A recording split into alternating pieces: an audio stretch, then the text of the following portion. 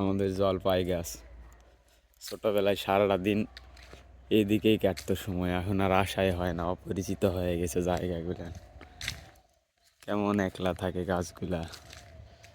এই সারাটা দিন স্কুল স্কুল বন্ধর দিনগুলোতে পাশে আসে খেলাধুলা করা। এখানে ছোট নদী ছিল, শাখা নদী, মাছ মারা। একটু বর্ষা হলেই ছোট পুঁটির মাছ ধরার জন্য সারাদিন দৌড়ঝাঁপ করতাম। কারেন্টের জাল, কলসানি এখন কেমন জরাজীর্ণ হয়ে গেছে। এখন আর কেউ আগের মতো খোঁজ নেয় না, আগের মতো কেউ আর আসে না এই পাশে, জঙ্গল হয়ে গেছে।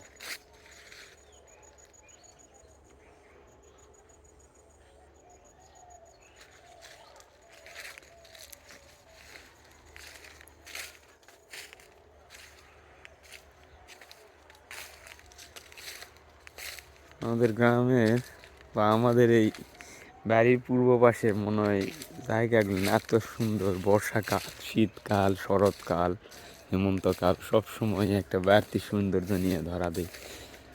আমাদের তেজপাতার গাছ, এই গ্রামের মনে হয় কেউ তেজপাতা কতদিন হলো কেউ কিনে না। আমাদের একটা বড় তেজপাতার গাছ ছিল ওই কোনাতে, বরাবর হাতে। আমাদের গ্রামে কখনোই তেজপাতার মানুষ বাজার থেকে কিনে নিয়ে আসেনি। এটা আমাদের কবরস্থান, এই কবরস্থান শুরু হয়ে গেল। বাঁশঝাড়, কলার গাছ, লতা পাতায় ভরপুর। খুব শিয়ালের অত্যাচার এদিকে, শিয়াল গর্ত করছে, শিয়ালের গর্ত।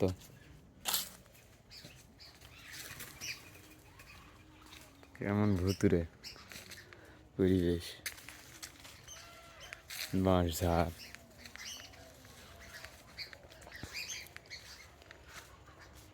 এটা আমাদের পারিবারিক কবরস্থান। অনেকে আসে নেশা করার জন্য।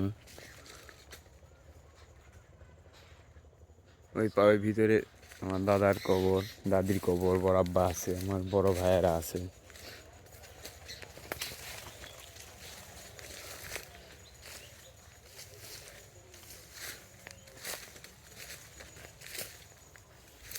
এটা এই পাশের সীমানা, এটা আর একটা পরিবারের।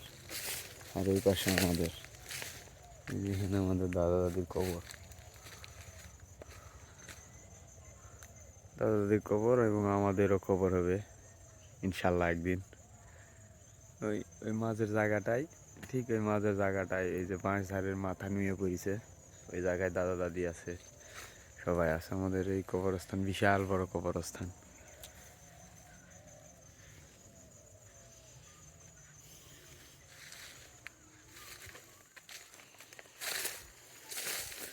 বর্ষাকালে তো ঢোকাই যায় না, শীতকালে তো একটু ঢোকা যায় এর ভিতরে।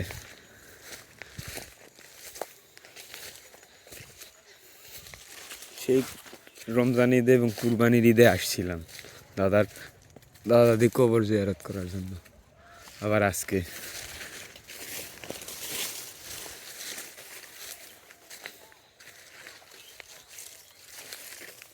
এই দুইটা ঈদে আসা হয়, অন্যান্য সময় ততটা আসা হয় না। দেখেছেন শিয়াল যাতায়াতের রাস্তা। আমার দাদা, বড় আব্বা, বড় আম্মা, না দাদা, বড় আব্বা, ফুবু,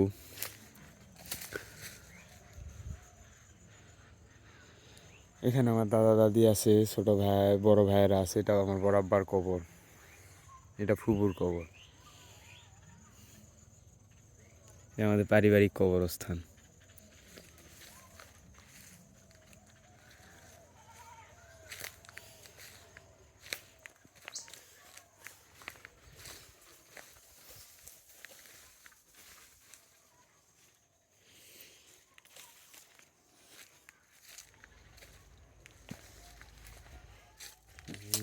আমাদের আম বাগান, জাম বাগান,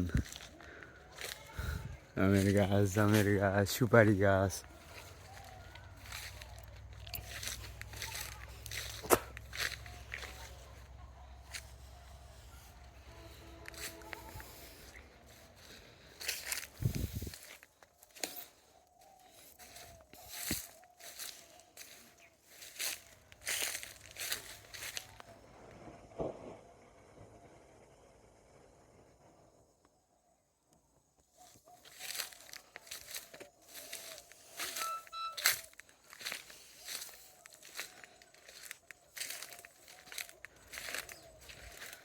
আমাদের হলুদের ক্ষেত। লেবু ভাই হলুদ তুলতে তুলতে কয়ে গেছে। আমাদের হলুদ তোলা হচ্ছে, তরকারির রং বলে।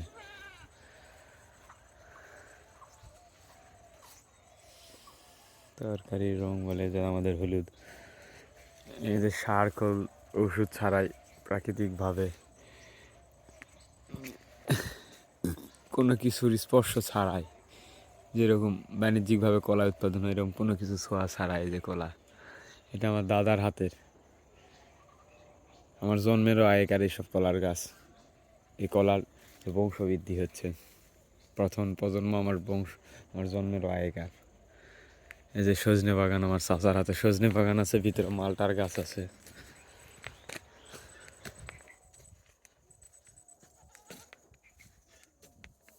দাদা রেখে যাওয়া সম্পত্তির উপর আমরা অহংকার করে চলতেছি, আর দাদাদের দাদা দাদির কথা খেয়ালই নেই কারো।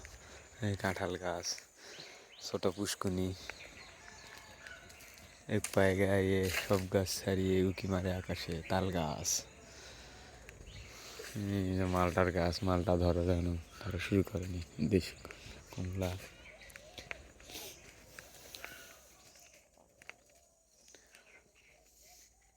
বাগান, বাদামি লেবু, কাঁঠাল, নারিকেল, সজনে, তাল গাছ, পেঁপে গাছ, সব কিছু আছে। এসব সব সুজন সর্দারের।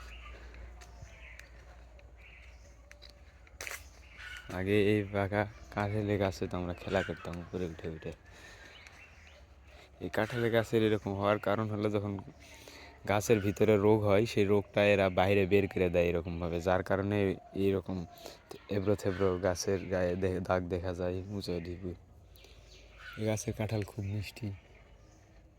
এই যে ডাবের গাছ, এই গাছের কত ডাব খাওয়া হয়েছে, আগেই গাছে ডাব পারতাম আমি। এখানে বকুল ফুলের গাছ ছিল, কেটে ফেলছে। দাদার হাতে সেই মাটির বাড়ি আমাদের।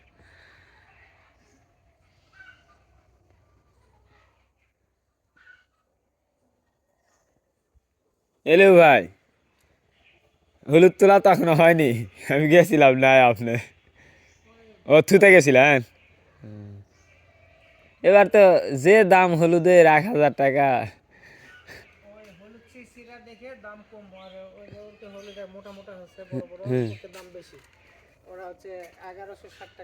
তাও তো আহামরি কিছু না।